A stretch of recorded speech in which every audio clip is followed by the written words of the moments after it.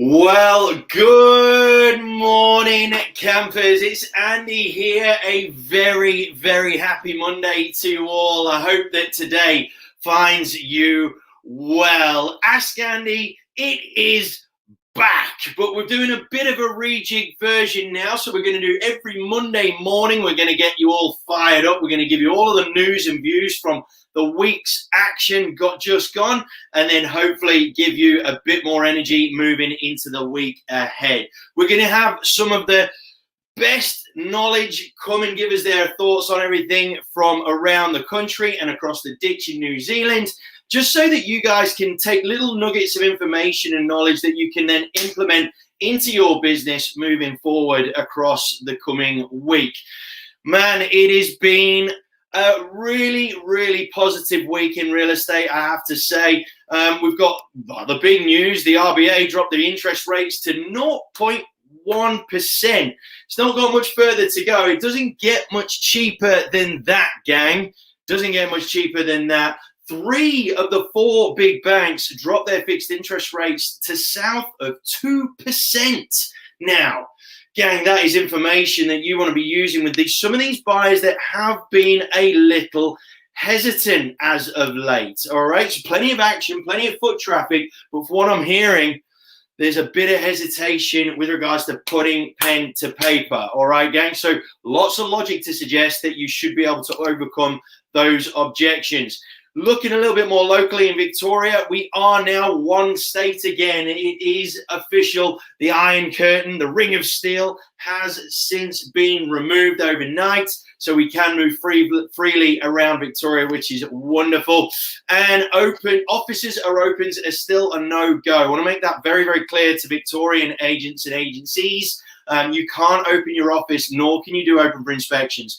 The cool thing is you're allowed to have 10 people from 10 different households now come to a private appointment, but they cannot be coming just of free will. They have to be booked in and pre-registered so that you can control the comings and goings of the people.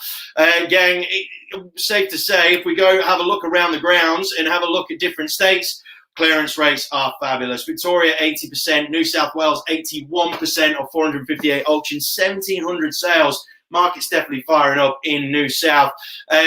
Queensland, volume of sales is consistent. Auction-wise, hovering around that 50% mark, which is pretty consistent for those guys.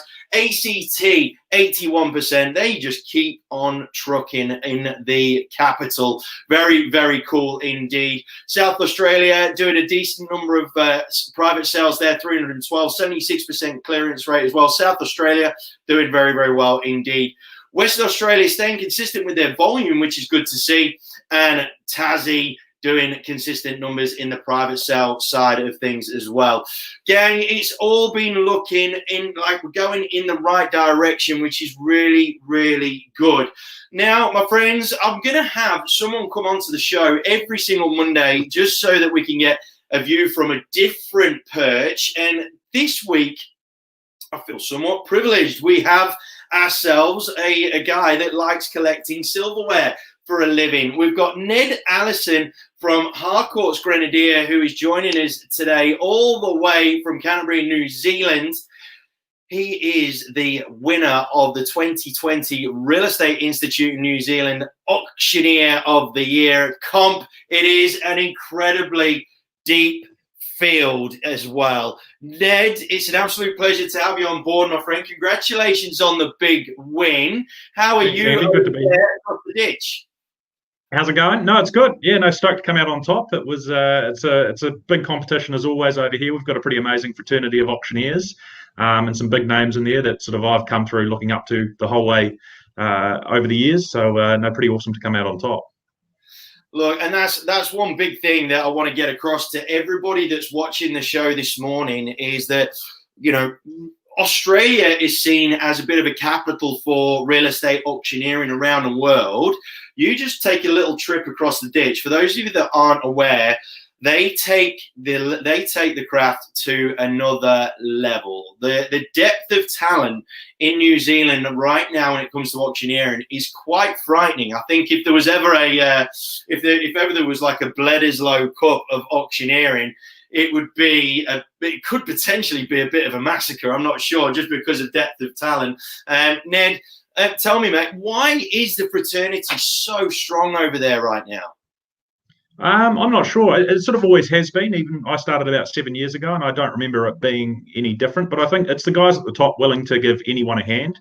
You can give the likes of an Andrew North, a Robert Tolper, and Aaron Davis a call, and they're happy to sort of have you along to their auctions or in the car or having a coffee and having a chat and giving you some advice and some help and some training. And I think that just helps bring the likes of myself through from the nobby level right up to the top level. So I think that's a big part of it. And we've got the likes of Mark Summit, who is such a driving force over here for the craft, and his passion, his enthusiasm, I think, is just so infectious. And it does such a great job of bringing us all together and making us all better for it. So yeah, no, it's certainly it's a good spot to be when you're into auctioneering.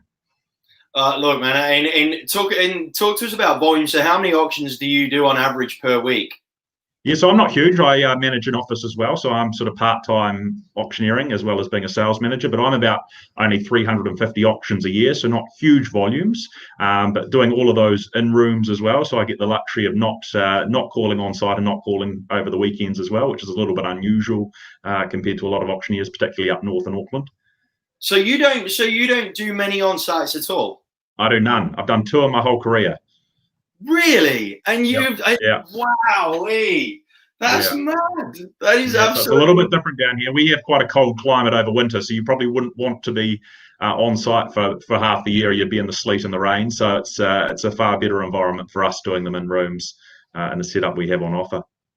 That is mental. Crazy, and that just makes your two national titles even more amazing. To feel that you don't even head out onto the beat. And look, when you talk about bad weather, I mean, Melbourne, we don't know. Like I've started the day in bright sunshine and ended the day in absolute hell, rain, and crap and horrible stuff. So, mate, that is a phenomenal effort, man. Absolutely tremendous. You've got Lisa Yardley with you as well. Is it? Yep. And she's a huge force of coming through that sort of started with me, and she's just got better and better over the years, and that certainly pushed me to get better as well. In a big way was the reason I ended up, I think, doing so well this year, is just having done that work and put in a bit of training with her. But no, an awesome effort for her to be the second only ever woman to make a New Zealand auctioneering final. So yeah, she's just continuing to lift and rise. No, she's a cracking operator, absolutely brilliant class operator, and blazing a trail for female auctioneers to come through the craft. I mean, if you look at the top names in auctioneering, you got your Summiches, your Davies, all those types of people. They don't ever see it as a male only thing, but there seems to be an industry thing in Australia as well. There is still this stigma around needing meat and veg in order to call auctions, right? In order to hold the crowd and have that sort of level of power.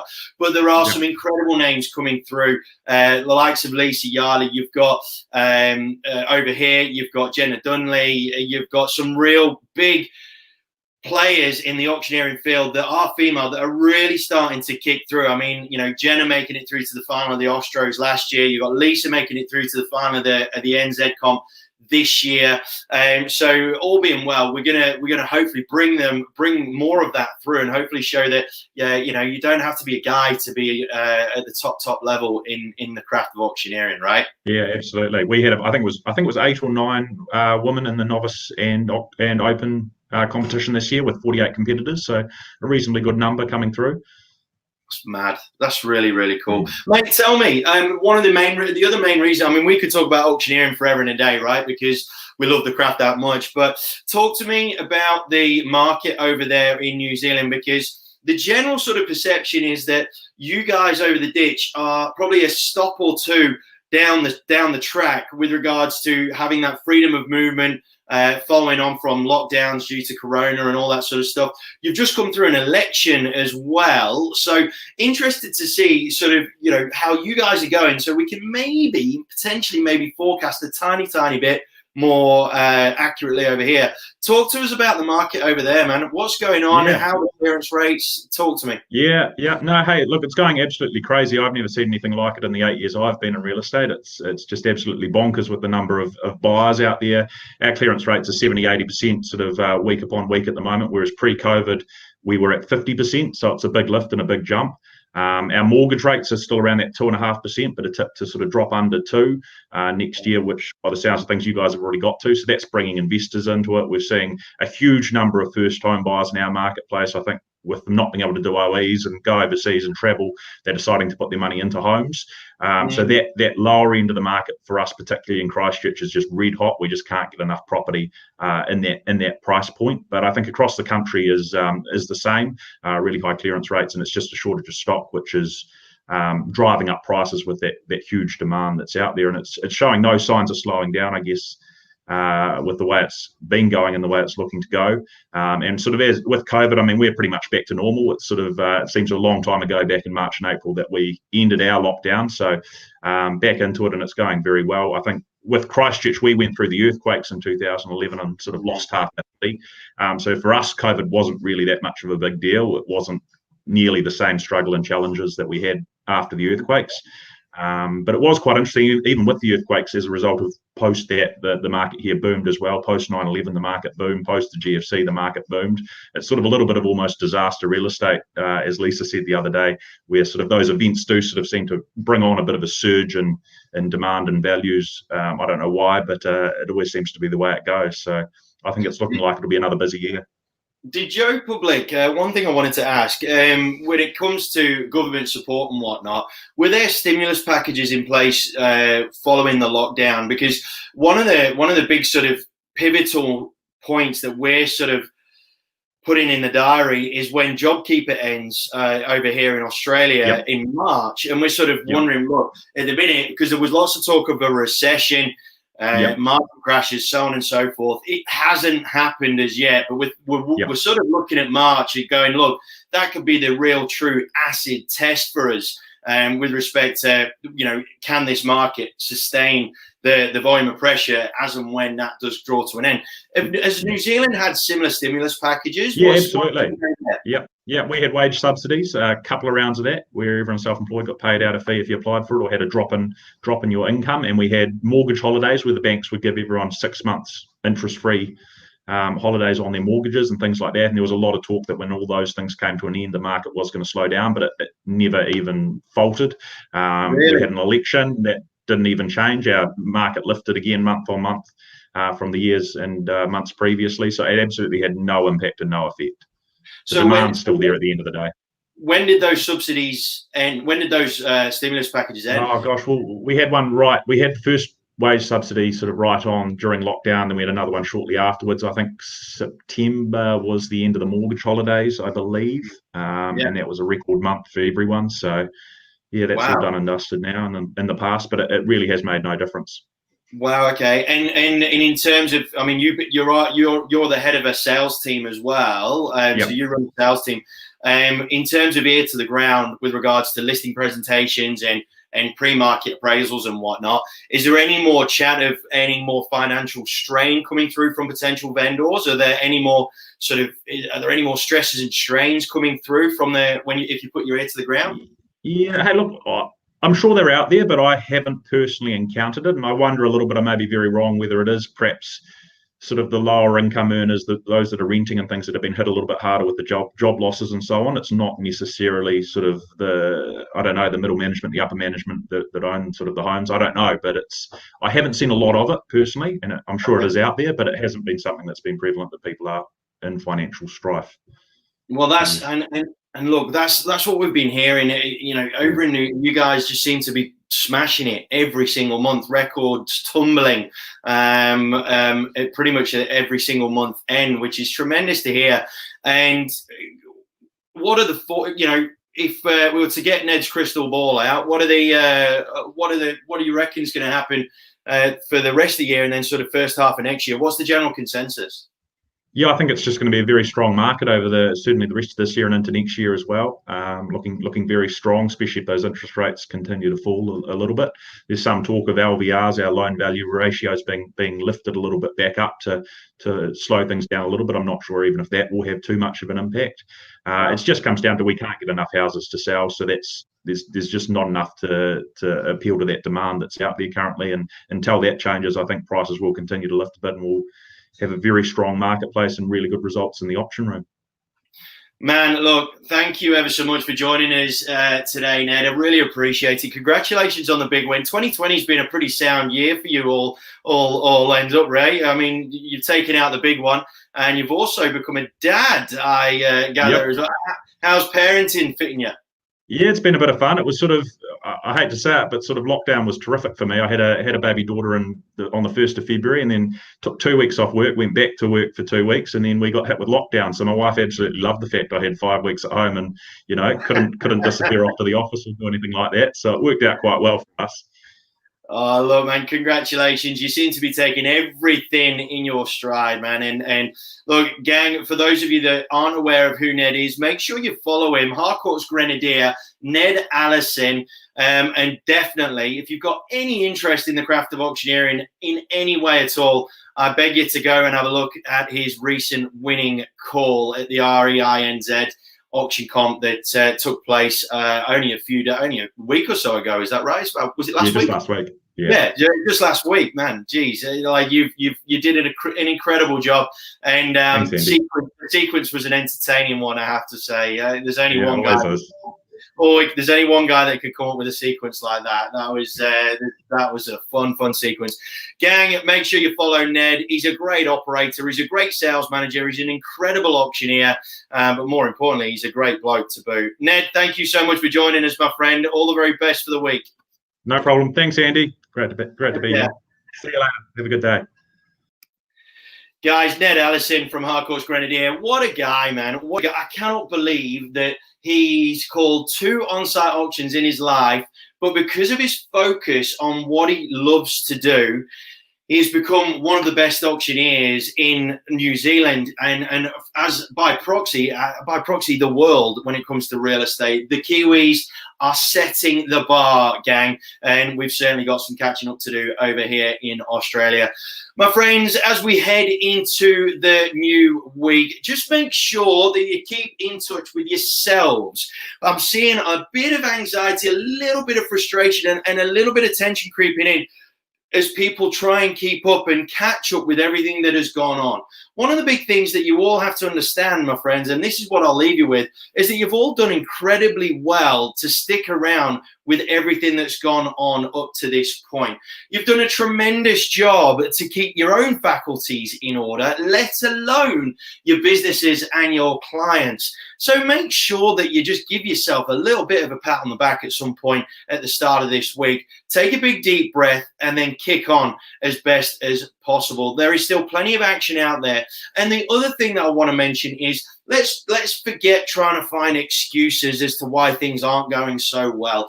Right now, we can clearly see that there are lots of sales and there are decent clearance rates across the board, my friends. So we need to take that and as an understanding that the market is moving on quite nicely.